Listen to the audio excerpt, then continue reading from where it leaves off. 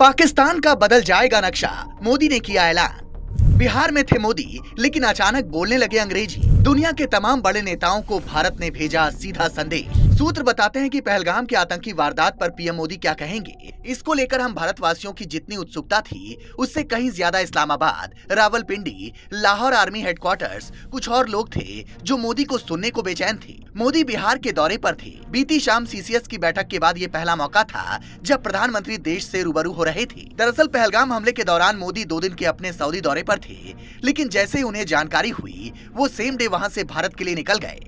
जब से मोदी भारत लौटे हैं, तब से हर बैठक में वो पाकिस्तान का इलाज ही ढूंढ रहे थे। इसलिए जैसे ही गुरुवार को बिहार पहुंचे, पूरे देश को पता था कि पीएम आतंक परस्त मुल्क और उसके आकाओं को जरूर चेताएंगे, और हुआ भी वही। लेकिन ये क्या, मोदी अचानक बिहार में इंग्लिश क्यों बोलने लगे? I say to the whole world,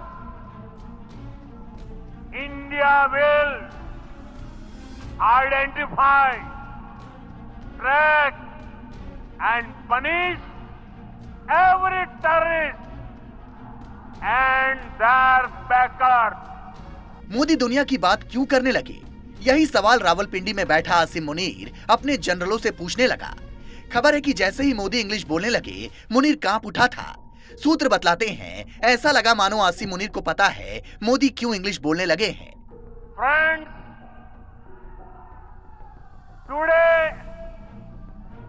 from the soil of Bihar, I say to the whole world,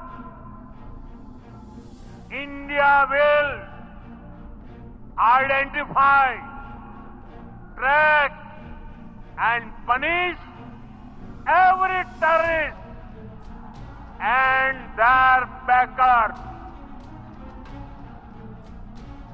We will pursue them to the ends of the earth.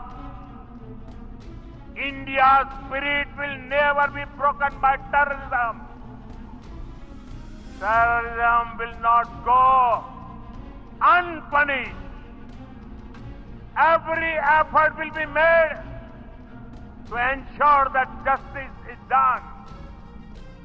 The entire nation is firm in this resolve. Everyone who believes in humanity is with us.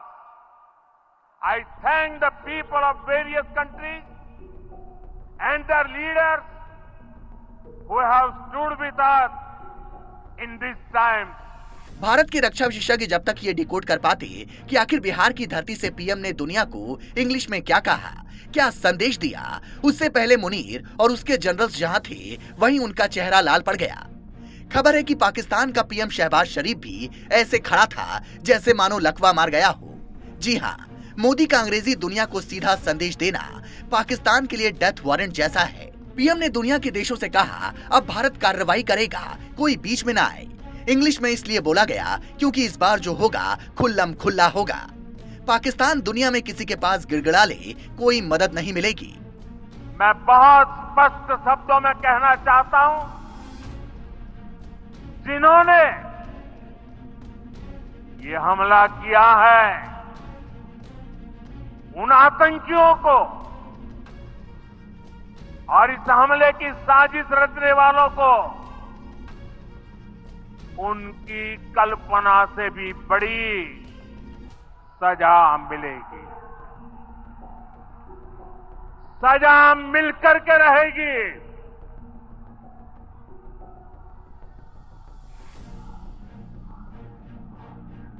अब आतंकियों की